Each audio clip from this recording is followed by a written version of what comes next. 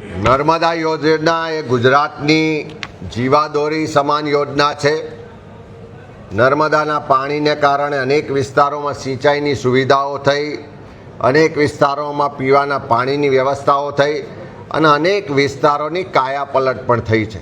અને આ યોજના બની ત્યારથી આ દિન સુધી આ ગુજરાતના લોકો, આ ગુજરાતમાં જે શાસકો રહ્યા એ બધાનું ખૂબ મોટું યોગદાન રહ્યું છે। પણ જે એની શરતો છે કે આપણા જે ભાગીદાર રાજ્યો છે, ખાસ કરીને મધ્યપ્રદેશ, મહારાષ્ટ્ર ને રાજસ્થાન, એની પાસે એના હિસ્સાની રકમો આપણે લેવાની થાય અને વખતો વખત એ રકમો મળે તો જ આપણે અહીંયા એના બાકીના કામો આગળ પૂરા પણ થાય અને આપણે જે ગુજરાતની પ્રજાના ટેક્સના પૈસા બજેટમાંથી ફાળવીએ છીએ એ પૈસાનો આપણે ગુજરાતની પ્રજાના ઉપયોગ માટે બીજે ખર્ચ પણ કરી શકીએ। પણ દુઃખ સાથે કહેવું પડે કે આજે ડબલ એન્જિન સરકાર છે।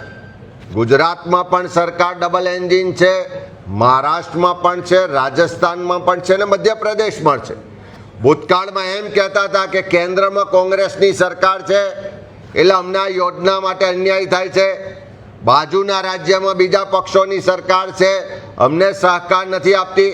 પણ હવે તો ડબલ એન્જિનની સરકાર છે અને તેમ છતાં આજે વિધાનસભાની પ્રશ્નોત્તરીમાં અમે પ્રશ્ન પૂછ્યો કે ભાગીદાર રાજ્યો પાસે છેલ્લા 2 વર્ષમાં કેટલી રકમ લેવાની બાકી છે, તો એના જે આંકડા આપ્યા છે કે 31 જુલાઈના અંતિમ જે આંકડા છે મુજબ મધ્યપ્રદેશ પાસે 5,516 કરોડ રૂપિયા લેવાના બાકી છે, મહારાષ્ટ્ર પાસે 1,883 કરોડ રૂપિયા લેવાના બાકી છે, રાજસ્થાન પાસે 574 કરોડ રૂપિયા લેવાના બાકી છે।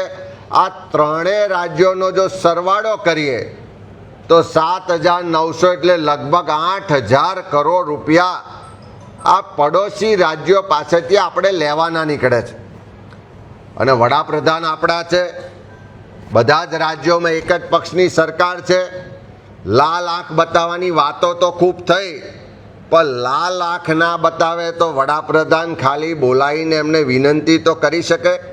કદાચ આપણા મુખ્યમંત્રીનું રાજસ્થાન, મધ્યપ્રદેશ કે મહારાષ્ટ્રના મુખ્યમંત્રીઓ નહીં સાંભળતા હોય પણ વડાપ્રધાનનું તો સાંભળતા હશે।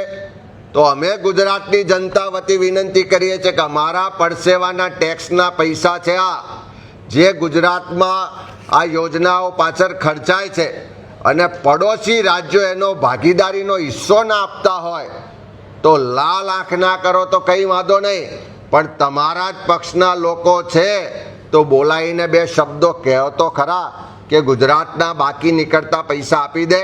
જો આ પૈસા પાછા આવી જાય તો બાકીની યોજનામાં નર્મદાની હજુ કેનાલો બાકી છે, સબ કેનાલો બાકી છે, છેવાડાની કાંસળીઓ બાકી છે, બીજા કામ બાકી છે, એના માટે રકમ મળે। એટલે વડાપ્રધાન શ્રીને વિનંતી કરીએ છીએ કે રાજ્ય સરકારનું તો આ આજુબાજુના રાજ્યો નથી સાંભળતા, તો વડાપ્રધાન શ્રી આમાં હસ્તક્ષેપ કરે અને આ ગુજરાતના પૈસા પાછા અપાવે। નલ સે જલની બંને સરકારોએ ખૂબ બણગા ફૂક્યા, ખૂબ જાહેરાત કરી, પબ્લિસિટી કરી કે અમે ગામે ગામ, ઘરે ઘરે નલથી જલ પહોંચાડ્યું।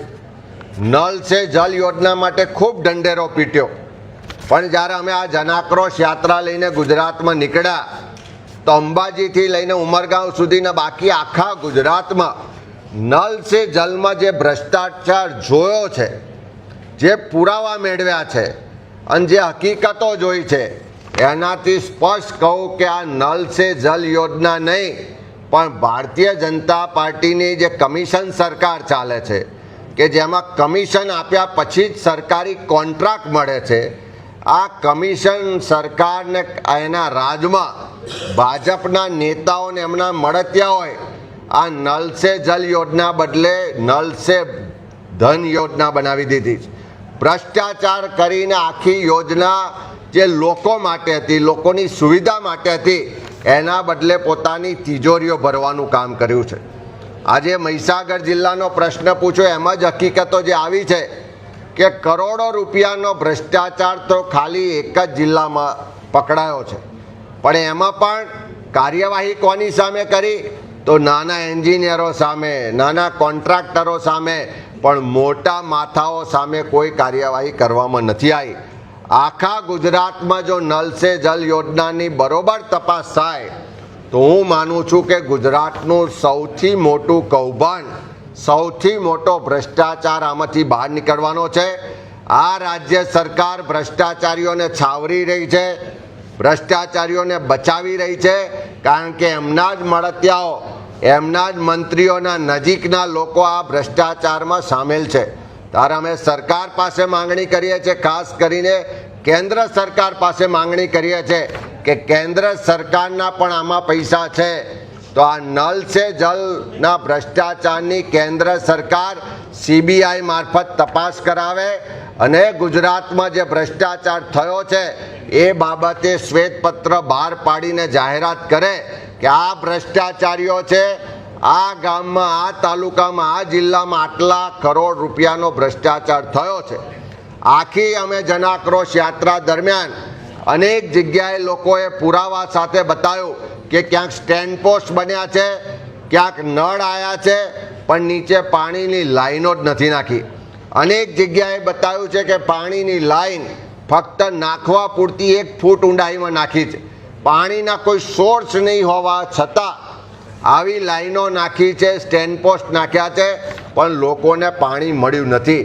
ત્યારે CBI દ્વારા આ નલ સે જલના ભ્રષ્ટાચારની તપાસ કરાવે એવી કેન્દ્ર સરકાર પાસે માગણી કરીએ છીએ.